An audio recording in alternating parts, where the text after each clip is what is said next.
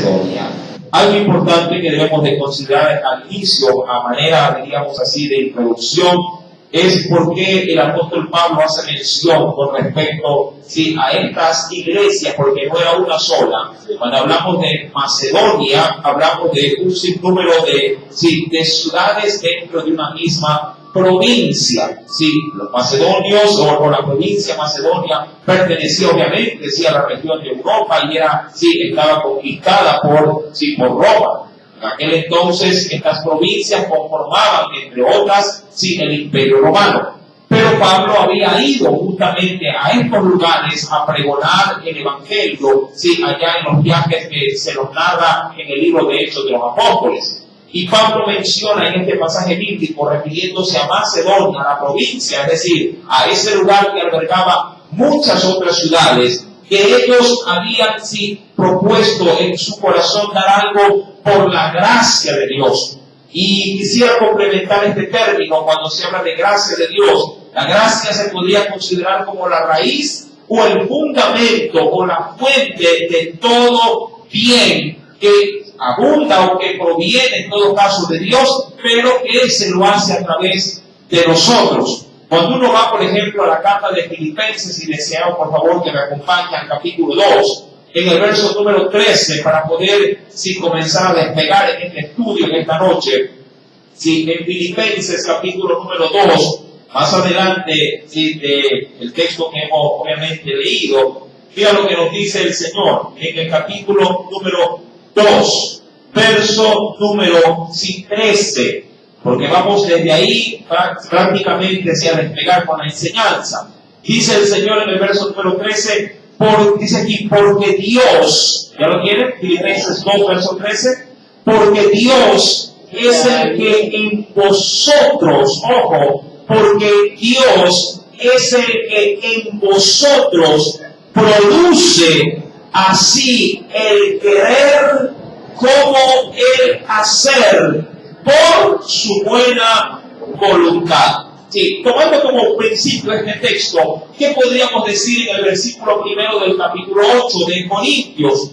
Cuando Pablo menciona, hermanos, os hacemos saber la gracia de Dios. Es decir, hacemos saber lo que Dios ha puesto en el corazón de quienes, de las iglesias que están en Macedonia. Por ahí debería de incidir nuestro entender. Versículo primero dice, os hacemos saber la gracia de Dios que se ha dado a las iglesias de Macedonia. Es decir, que Dios por su poder ha puesto o puso en todas las iglesias de esa región o de esa provincia algo especial.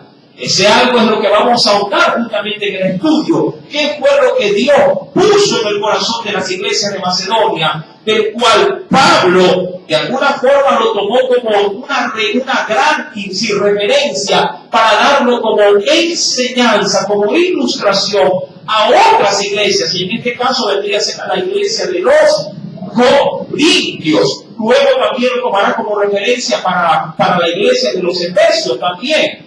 Ahora, cuando vamos pues a la Escritura, es necesario entender que esta situación al versículo 2 se va a comenzar ahora a hilvanar, se va a comenzar a detallar qué es lo que Dios había puesto en las iglesias de Macedonia. En el verso 2 nos dice, primeramente nos hace saber algo, diríamos así, negativo, entre comillas lo digo esto, que en grande prueba, dice aquí, de tribulación, hablando de las iglesias que estaban pasando por momentos muy difíciles, que en grande prueba de tribulación, la abundancia de su gozo y su profunda pobreza abundaron en riquezas, dice ahí, de su generosidad. Ahora, vamos a entrar a ver qué pasaba en las iglesias de Macedonia. Para ello tendríamos que retornar, obviamente, al libro de Hechos de los Apóstoles. Como usted ha estado también, como muchos de los hermanos, en estos estudios consecutivos, cuando vamos a Hechos de los Apóstoles, venga conmigo por favor al capítulo número 16, Hechos de los Apóstoles. capítulo número 16, veamos ciertos antecedentes de qué ocurría, qué acontecía en Macedonia, en esas ciudades. ¿Lo tienen? Hechos de los Apóstoles, capítulo número 16.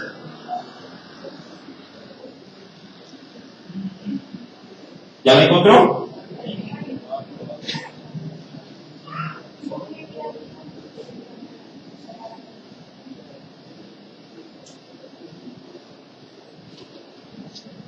Versículo, voy a leer verso 6 en adelante.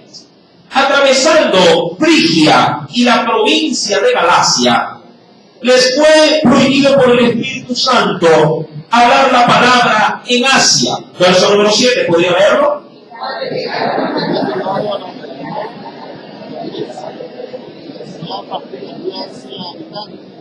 Y pasando junto a Misia, descendieron a Troas. Verso 9.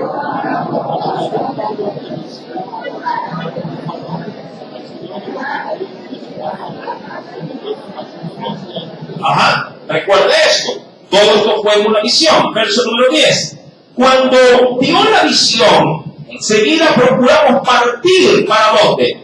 Para Macedonia, dando por cierto que Dios nos llamaba para que les anunciésemos el Evangelio. Verso número 11.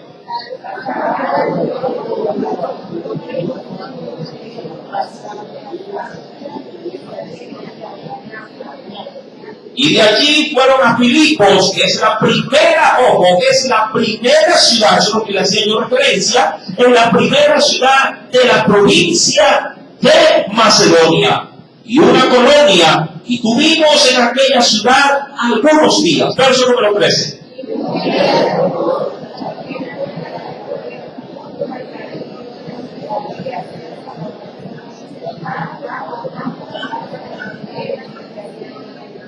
Entonces una mujer llamada Lidia, vendedora de púrpura de la ciudad de Tiatira, que adoraba a Dios, estaba oyendo, y el Señor abrió el corazón de ella para que estuviese atenta a lo que Pablo decía. Verso 15.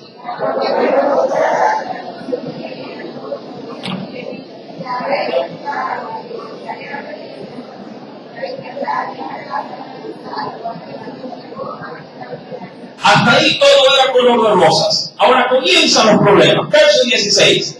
Aconteció que mientras íbamos a la oración, nos salió al encuentro una muchacha que tenía espíritu de adivinación, la cual daba gran ganancia a sus, dice aquí, a sus amos, adivinando. Verso número 17.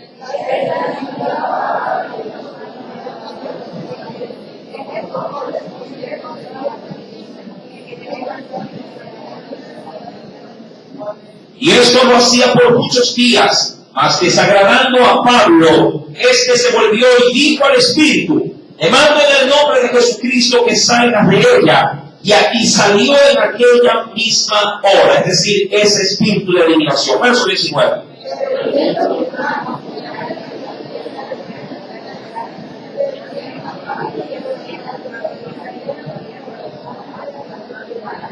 Y presentándolo a los magistrados, dijeron: estos hombres, siendo judíos, alborotan nuestra ciudad. Recuerden que la ciudad era la ciudad de Filipos.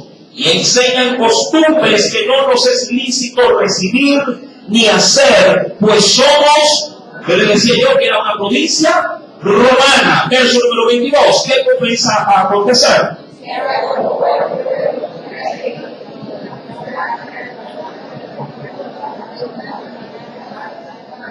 Después de haberlos azotado mucho, los echaron en la cárcel, mandando al carcelero que los guardase con seguridad. Me voy a saltar, por favor, sí, más adelante, versículo número 37. Luego nos dice: pero Pablo les dijo, después de azotarnos públicamente sin sentencia judicial, siendo ciudadanos romanos, nos echaron en la cárcel. Y ahora nos echan encubiertamente. No por cierto, dice aquí, sino vengan ellos mismos a sacarlos, hablando de los que habría de poner en libertad. Verso 38, léanlo por favor.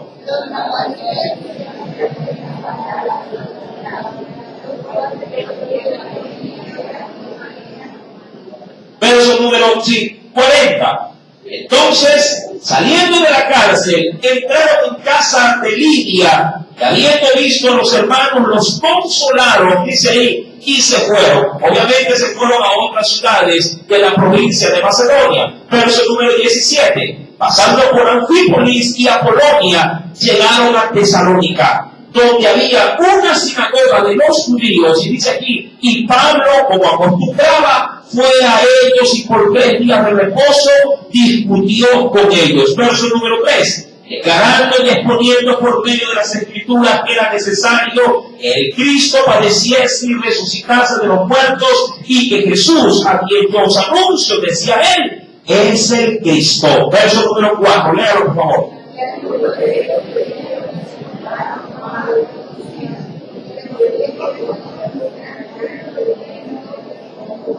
Entonces los judíos que no creían, teniendo celos, tomaron consigo algunos ociosos hombres malos y juntando una turba, ojo, alborotaron la ciudad y asaltando la casa de Jasón, procuraban sacarlos al pueblo. Verso número 6.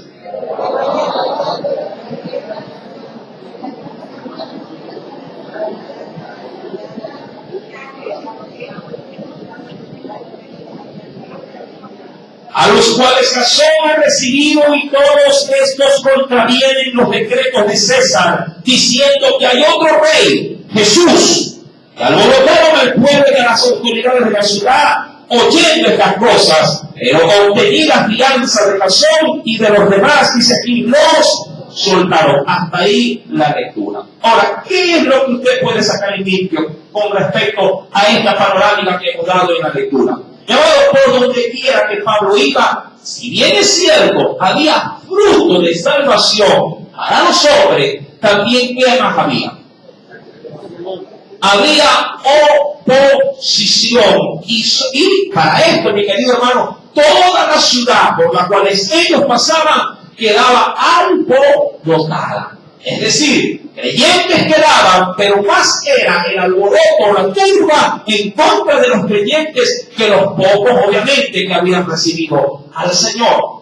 En medio de esas condiciones se gestan las iglesias en Macedonia. Y es evidente que el cristianismo de entrada no es bien recibido. Si bien es cierto, los que lo recibían lo hacían con gozo, la ciudad se oponía rotundamente por lo que representaba ser cristiano.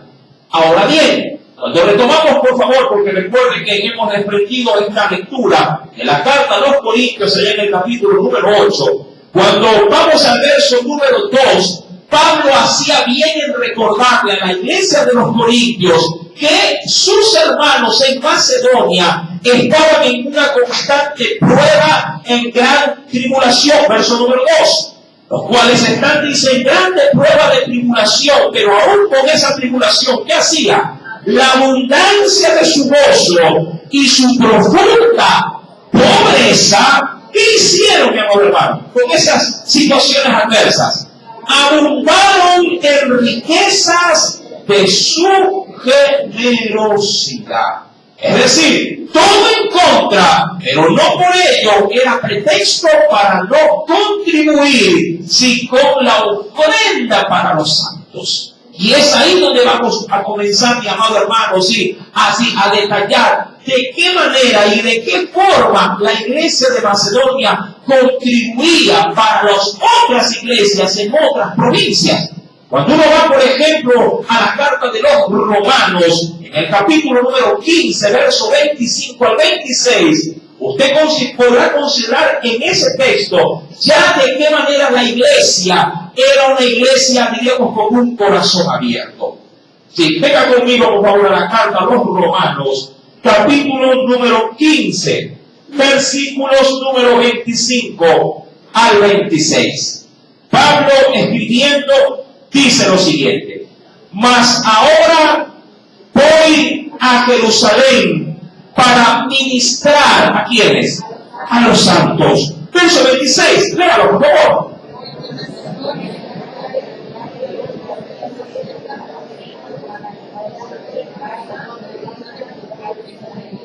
¿De dónde vino esa provisión, mi amado hermano? De dos regiones, dos provincias romanas.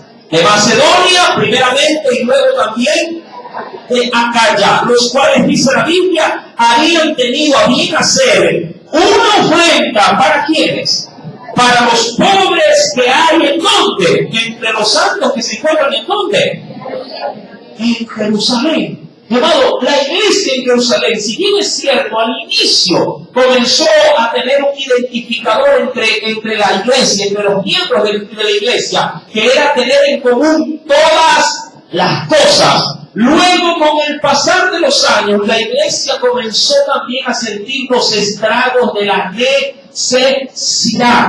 Entendemos, mi amado hermano, que para aquel entonces ya Jerusalén tenía también a los romanos respirándoles en la nuca, porque estos se comenzaron a rebelar. Recordará usted que por la historia, en el año 70, la ciudad de Jerusalén fue totalmente destruida por el general Tito. Y querido hermano, es de entender pues que la iglesia, siendo sitiada juntamente con el resto del pueblo, comenzó a tener escasez de los bienes materiales. Las iglesias no se quedaron de brazos cruzados, participaron, pero sobre todo sobresalieron dos. Primero la iglesia de Macedonia, o las iglesias de Macedonia, y las iglesias que estaban en Acaya. Versículo, venga conmigo por favor nuevamente a la carta de los Corintios, capítulo número 8, verso ahora número 3. Recuerda que cuando lo hicieron con mucha generosidad.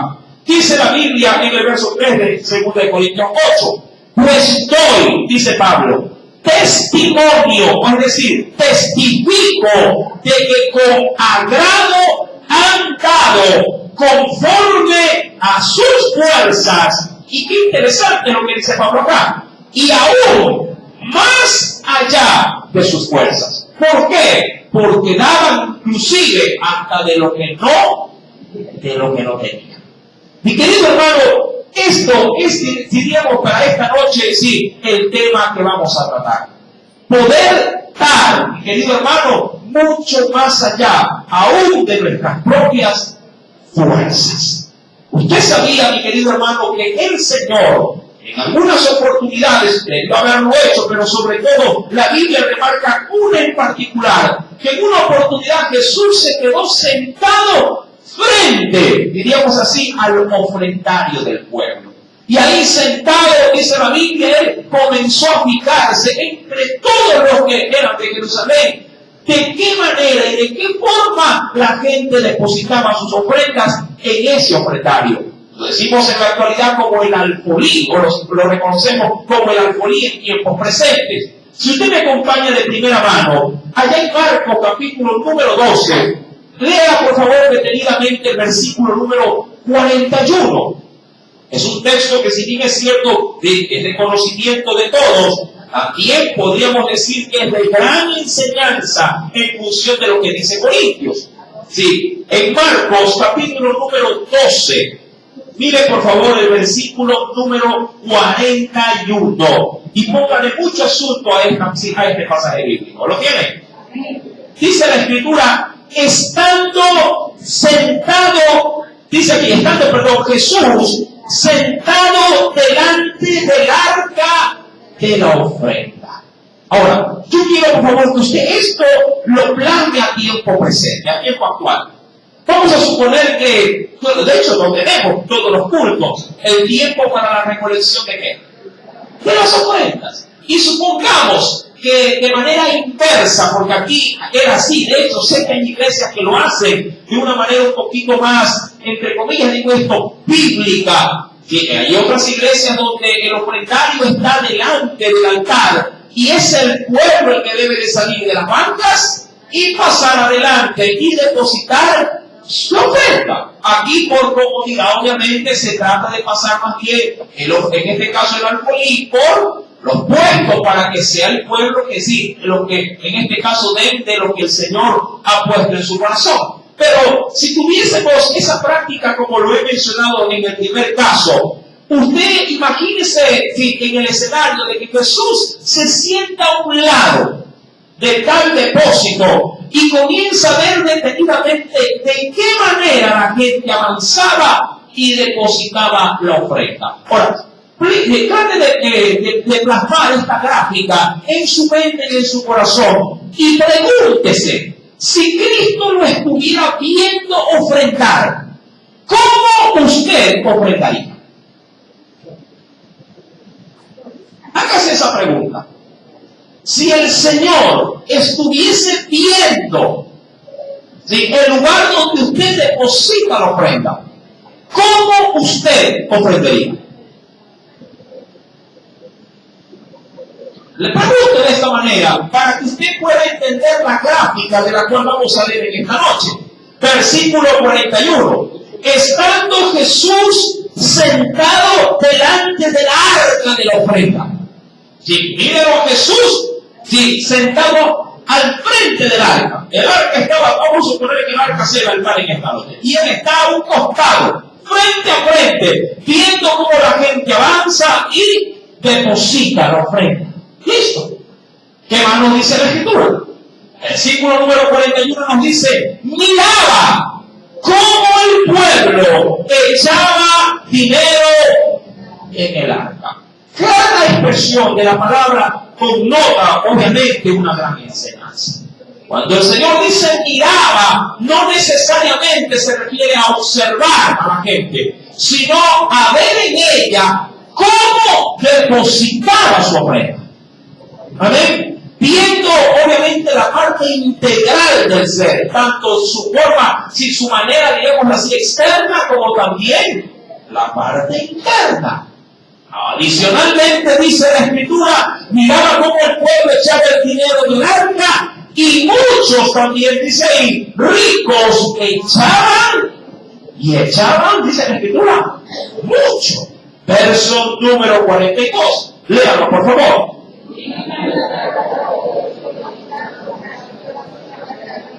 Sí, o sea, un cuadrante según la moneda de la legislación romana, blancas según la moneda de la legislación judía. Verso número 43. Entonces llamando a sus discípulos, les dijo, de cierto os digo que esta viuda pobre echó más que todos los que han echado en el arca. La pregunta ahí de los discípulos debió haber sido, ¿cómo podrá ser esto posible? Si la viuda pobre solamente echó 2 blanquitas, 2 centavos, podríamos decirlo en tiempo presente. Echó 2 centavos. Verso 44. Y dice, porque todos han echado de lo que les sobra. Ahora, qué interesante es poder ver esta expresión de Jesús.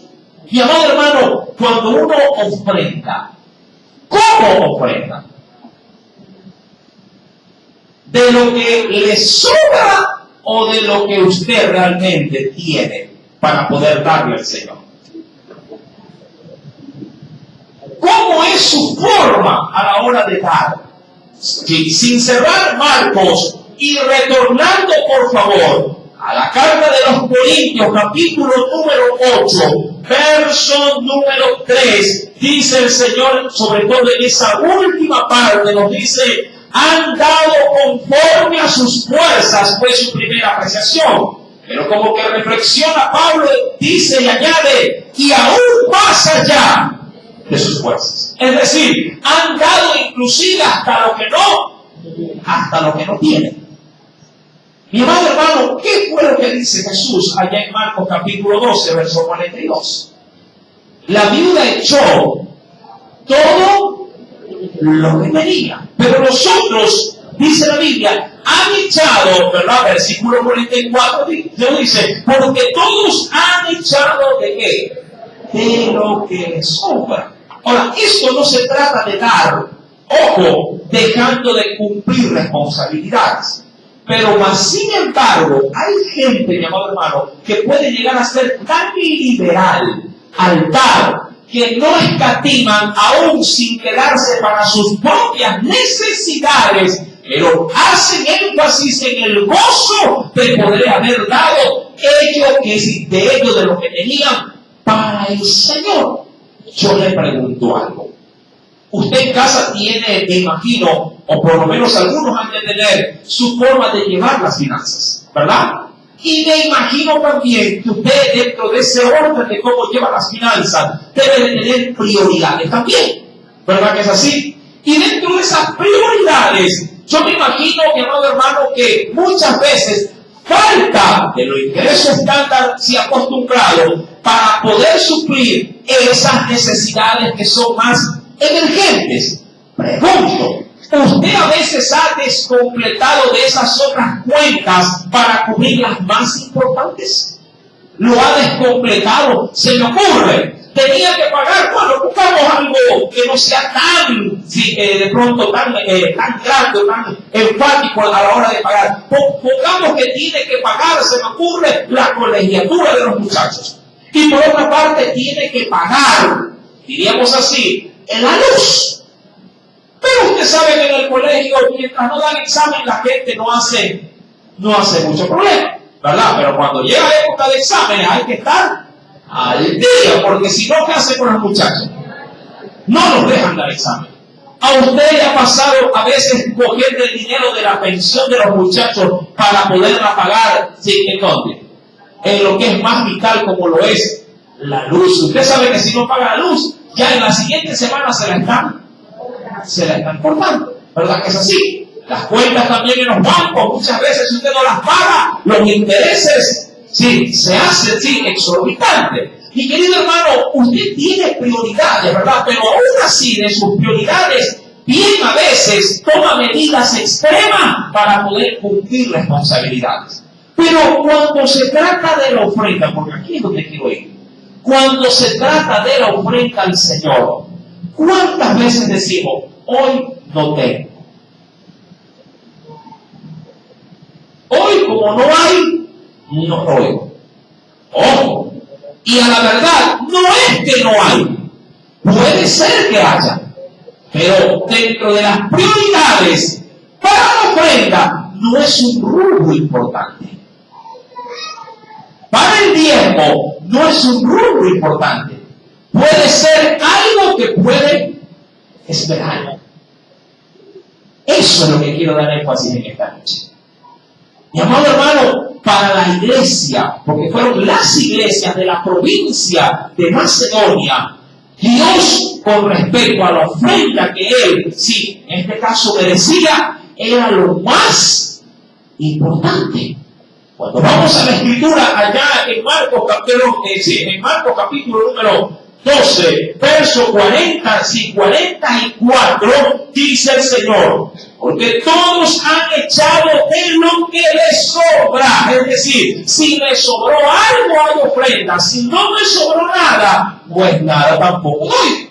Verso número 44, pero esta de su pobreza, dice aquí, echó todo lo que tenía. Posiblemente echó hasta qué cosa. La última, diríamos así, el último centavo que le servía para comprarse el pan que iba a comer ese día. Verso 44 sigue diciendo, de su pobreza echó todo lo que tenía. Y claro, Cristo conocía su condición. Todo su sustento. ¿Cuántos podrían decir, hermano, hoy a los muchachos yo no les di de comer, pero traje la ofrenda? ¿Verdad? Yo creo que nadie, ¿verdad?, en su sensato juicio diría, ay hermano, yo soy, bueno, a mí me gusta ofrendar, pero tampoco soy fanático. O sea, lo hago, pero no así. Ahora, claro, el punto no es ese, mi hermano. Pero lo que sí quiero recalcar en esta noche, conforme obviamente a la enseñanza de Corintios 8, es que a veces, mi querido hermano, no siempre hay oportunidad de poder dar más allá de la fuerza que el Señor nos permite tener.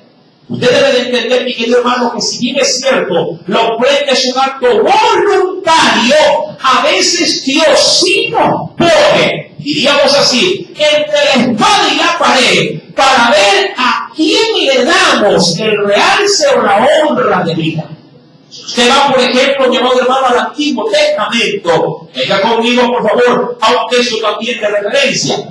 allá en el segundo libro de Samuel, en el capítulo 24, verso 24 también, David mencionó una gran verdad con respecto a la hora de darle al Señor. Segundo libro de Samuel, capítulo número 24, verso 24. Más allá de las condiciones que tenía, sí, el pasaje bíblico, la expresión de David es una expresión muy atinada en esta noche. ¿Lo tiene? El rey dijo a Arauna, que era el dueño de una gran parcela de tierra y ganado incluido. No, le dice David a este varón, sino por precio o por su respectivo valor, te lo compraré. Y aquí es donde quiero resaltar, porque no ofreceré a Jehová mi Dios holocaustos que no me cuesten nada. Es decir, gratis yo no voy a darle a Dios algo. Tiene que ser algo que a mí me cueste. Algo que de mi vida, si pueda yo sentir un peso y decir, Señor, no importa ese peso, lo hago porque sé que es para mi Dios.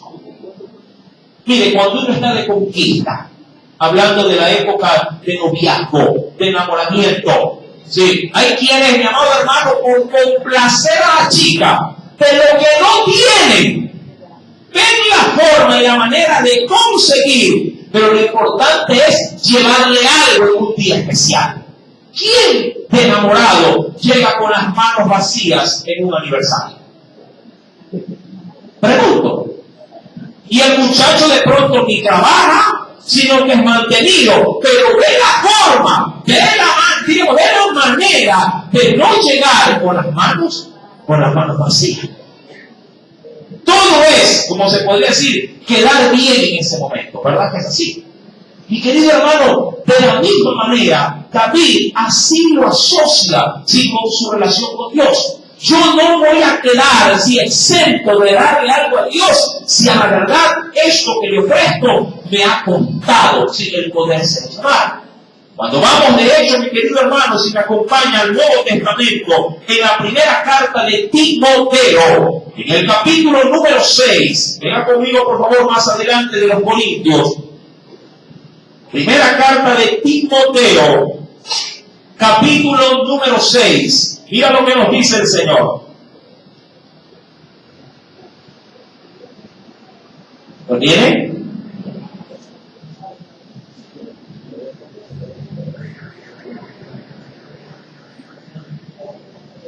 Hablándole a quienes tenían la posibilidad de dar. Mira lo que dice el verso 17 y 18 también.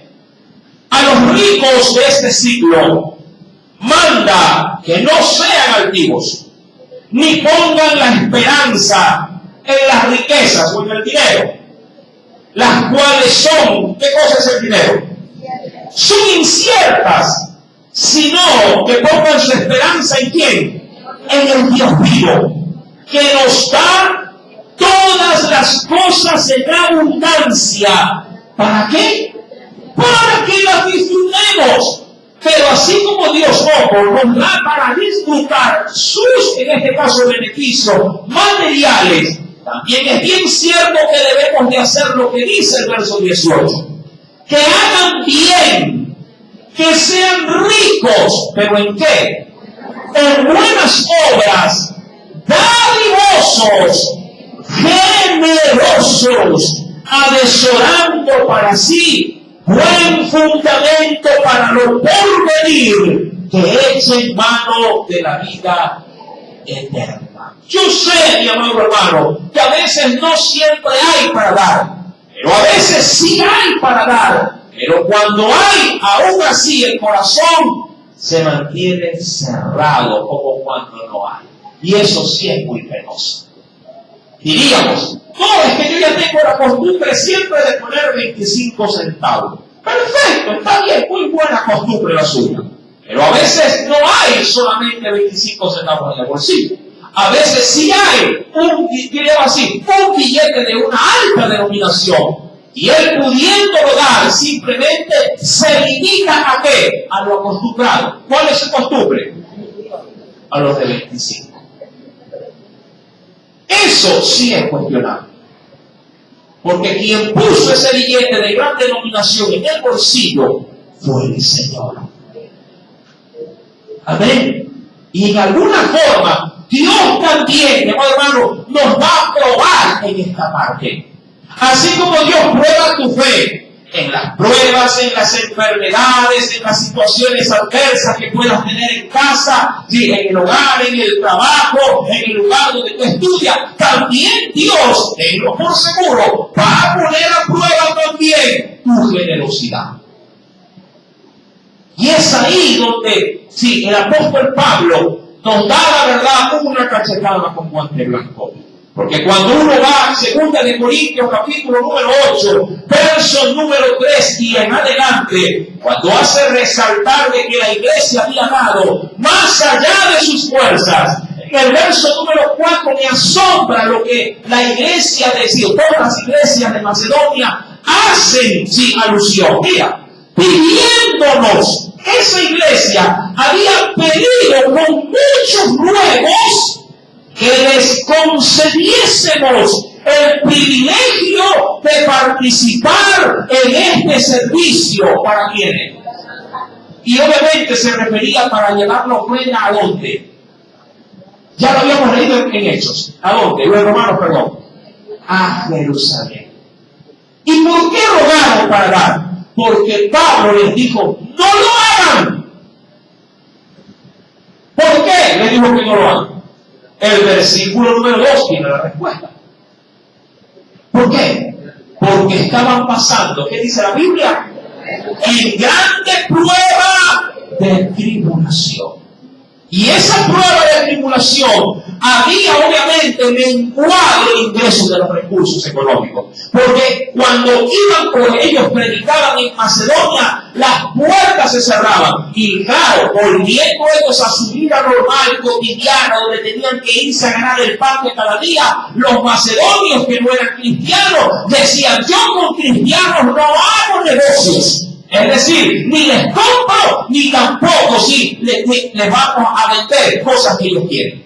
Y la iglesia de a poco comenzó a empobrecerse. Todo por causa de Cristo. Pero aún así, de lo que no tenían, daban. ¿Qué cosa es dar, mi amado hermano, de lo que uno no tiene? Como para llevarlo a la práctica. Alguien puede decir, hermano, no tengo dinero. Pero aún así, estoy yo como ofrenda. No puedo dar de pronto, algún recurso, pero sí puedo contribuir con mi intelecto. Sí puedo contribuir con mis fuerzas. Sí puedo dar mi respaldo, en lo que buenamente la iglesia de Dios requiere. Hay quienes piensan que el pastor los tiene que llamar para que ellos deban de apersonarse. Nunca acontezca tal cosa. La ofrenda voluntaria, el esfuerzo es la que Dios recompensa. Amén. Quiere hacer algo, aparezca en el lugar donde se está realizando y hágalo. Eso es dar más allá de las fuerzas. Hay quienes bien pueden decir, hermano, yo no tuve ni siquiera para el colectivo para ir a donde se tenían que hacer las cosas. Pero estoy aquí, el Señor me ha impulsado y dígame, ¿para qué soy bueno? Eso es dar de lo que no se tiene. Y querido hermano, dice pues la escritura en el verso número 4, ellos pidieron con ruegos que les concediésemos el privilegio. ¿Cómo veían ellos el dar? Como una acción de privilegio. El poder participar en este servicio, ¿para quiénes? Para los santos. Cuando uno va, por ejemplo, a la segunda carta a los Corintios, capítulo 7, ahí, una página atrás, en el verso número 5, mira lo que dice con respecto a los macedonios. Porque de cierto, cuando vinimos a Macedonia, ningún reposo, dice aquí, tuvo nuestro cuerpo, sino que en todos fuimos, ¿qué cosa? Atribulados, dice ahí, de fuera ¿Qué tenían afuera los macedonios? Conflicto. Y dice ahí, y de dentro que había temores, porque no sabían quién era el verdadero cristiano, quién los iba a delatar. Esa era la situación que se vivía en Macedonia. Afuera no había paz para el cristiano, había conflictos. Si algo vendía, nadie les compraba. Pasó algo semejante como lo que vivieron los judíos en Alemania. Todo puesto judío era prácticamente un puesto inservible, no existía. Y el judío comenzó a ver la carencia de ¿qué? De ingresos. Porque era una forma de presionar para que el judío abandone el país nórdico, como ellos decían que eran la raza selecta aquí de aquel entonces. Y amado hermano, de la misma forma los macedonios comenzaron a ver estos estragos. Cuando vamos pues a la escritura, mi querido hermano, sí, acá en Corintios capítulo 8, verso número 5, dice ahí, y no como lo esperábamos, sino que asimismo se dieron primeramente al Señor y luego a nosotros por la voluntad de Dios. Es decir, que se dieron por completo, como ofrenda, sí, como culto racional. Ellos mismos fueron la ofrenda. No puedo dar, pero lléveme este par de zapatos. Me quedo con un solo par, pero llévelo, que algún pobre en Jerusalén lo debe de necesitar. ¿Me explico? Si somos 5 en la familia, pero no importa, lleven 4 vasos, que nosotros con un vaso aquí los turnamos y nos vamos llegando sin uno por uno, pero lleven los otros 4 porque allá no puede haber para beber. Eso es dar más allá de la fuerza. Pero a veces, mi amado hermano, en el pueblo del Señor, las cosas a veces quedan inservibles, llenadas de polvo, metidas en una bodega, antes que deshacerse de ellas, entre comillas, para bendecir al que lo tiene. La mezquindad en el corazón puede llegar a tales, diríamos, niveles, que a veces prefieren que se dañe, si en sus, digamos así, en sus bodegas la comida, antes de ir y repartirla a quien no lo tiene. Mamá, ¿y esos zapatos? Déjalo ahí, que esos fueron de por fuera, déjalos ahí. Pero mamá, nadie se los pone. Tengo 20 años que no me pongo esos zapatos. Deja ahí. Mientras que el mismo hermano en la fe, que viene a la iglesia, se pone un solo par de zapatos para todos los cultos. Eso es pecado. Eso sí es pecado. Pecado de negligencia. Falta de amor para con el prójimo. Falta de amor para con el hermano en la fe. ¿Sí me está entendiendo? Pero yo duro hoy día, ¿verdad? No estamos hablando de dinero, estamos hablando de la actitud del corazón. Macedonia se entregó a sí mismo. ¿Cuánto tienes en casa que no usas y está ahí? Y que sabes bien que otro bien lo puede usar. ¿Me explico? La generosidad sale del corazón, no del bolsillo. No da, como suelo decirlo yo, ni el que quiere ni el que tiene, sino el que ama a Dios. Ese es el que da. Porque hay quienes quieren, pero nunca lo logran efectivizar. Y hay quienes teniendo no lo hacen porque les cuesta desprenderse de lo material. Pero es mío, sí, pero ahí está. Nunca lo prende, nunca lo usa, siempre lo dejan ahí. Y de pronto es la radio que tiene el hermano que está orando para poder escuchar palabra o alabanza en casa. ¿Me explico? Mi querido hermano, debemos de ser generosos, como lo decía Timoteo, y dadivosos, dando aún de lo que no tenemos. Usted viene conmigo, mi querido hermano, a la segunda carta a los Corintios, pero en el capítulo 11, adelantémonos un poquito el estudio, solo para tomar la referencia, porque Pablo a la iglesia de Macedonia la tenía una muy alta estima por ese desprendimiento. Y recuerda que el que da al pobre presta a Dios, y el bien que ha hecho, Él se lo volverá a pagar. En 2 de Corintios capítulo 11,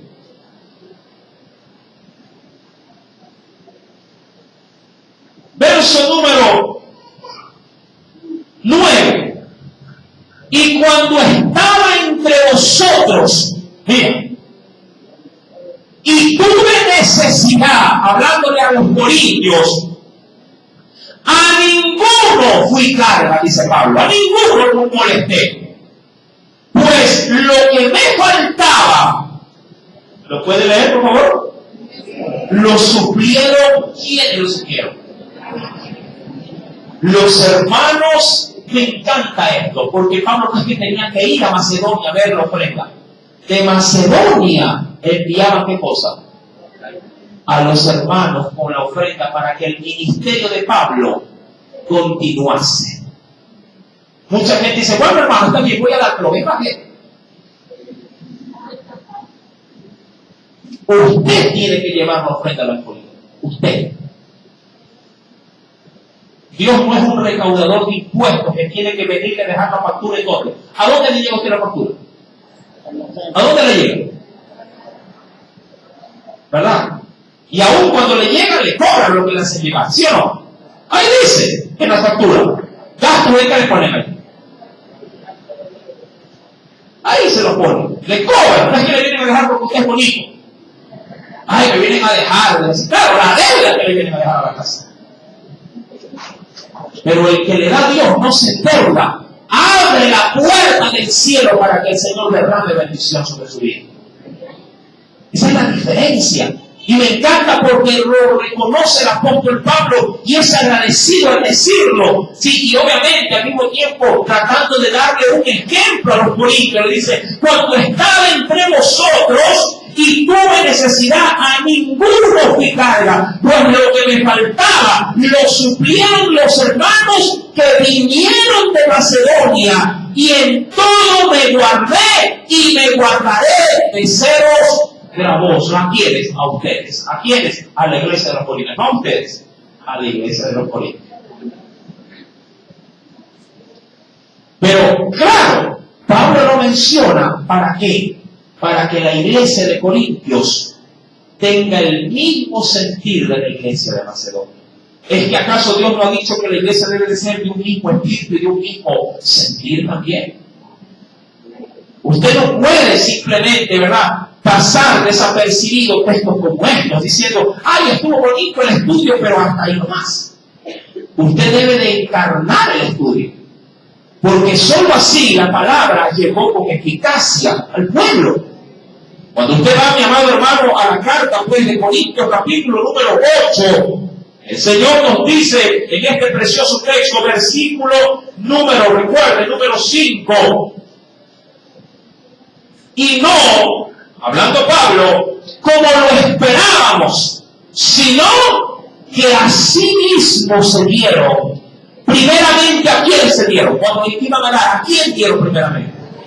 Y eso es lo importante cuando uno da.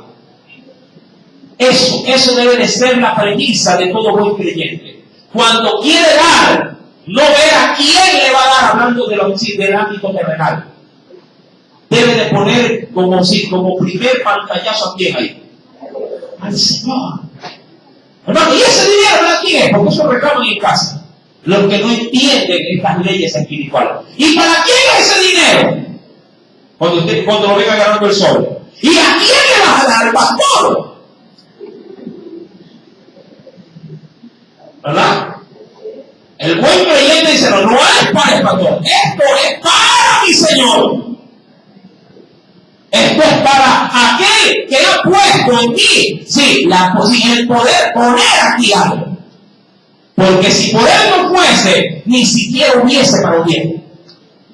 Y por ende, si no hay para el diezmo, tampoco hay para la comida. ¿Sí me explico? Si no hay para una ofrenda es porque Dios me ha cerrado la llave, pero como sí hay para la comida, obviamente también hay para la ofrenda. Porque Dios puso el plato sobre mi mesa. Mi amado hermano, mira lo que dice la Escritura. Que lo dieron no como él lo había esperado, sino como a sí mismo se dieron primeramente al Señor y luego a nosotros por la voluntad de Dios. Verso número 6, ¿cómo es que termino? Para que descanse en este caso su espíritu. De manera, y viene, ojo, viene la demanda. Porque hasta el verso 5 todo está bonito. Pero en el verso 6 viene la demanda, o lo que se puede entender como la orden. De manera que exhortamos o llamamos la atención. ¿A quién le llamamos la atención? A Tito, para que tal como comenzó antes, es decir, para que ese buen hábito de ser responsable de enseñar a la iglesia y la iglesia participe como lo hace también quiere las iglesias de Macedonia. ¿Va conmigo? Asimismo, acabe también entre vosotros esta obra de gracia. Al parecer Tito tenía la responsabilidad en Corintios de dar la enseñanza de que la iglesia también tenía que ser, entre otras cosas, generosa. Porque es una ley, mi amado hermano. Si usted va conmigo a la Escritura para culminar esta enseñanza, mira lo que nos dice. Por eso Corintios es un precioso texto para poderlo, sí, tener como base de doctrina para la iglesia. Allá en el capítulo 9, verso número 11. Con esto cerramos esta enseñanza. Primera de Corintios, capítulo número 9, verso 11. Dice el Señor, ¿ya lo tiene?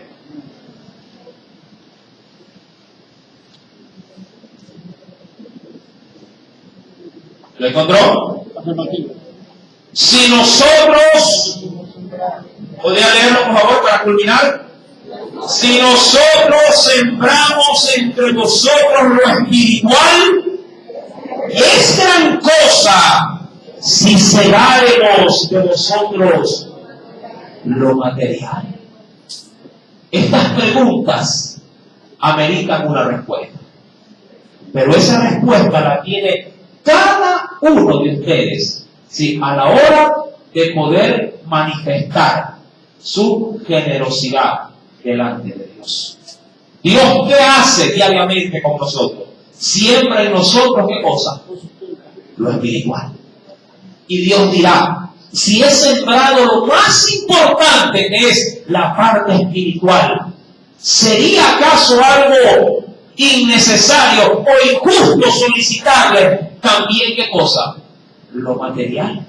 Mi amado hermano, vuelvo y repito, usted tiene esa respuesta. Amén. Y como suelo decir, no salga de este lugar golpeándose el pecho, diciendo, ay hermano, tiene razón. Salga de este lugar con la certeza de comenzar a hacer lo que antes no hacía. Ser dadivoso y generoso con el Señor y por ende con el pueblo de Dios. Amén. Que el Señor añada mucha bendición a su palabra. Aleluya. Oremos al Señor y demos gracias. Padre celestial, es importante poder resaltar como un resumen todo lo que hoy nos han podido regalar.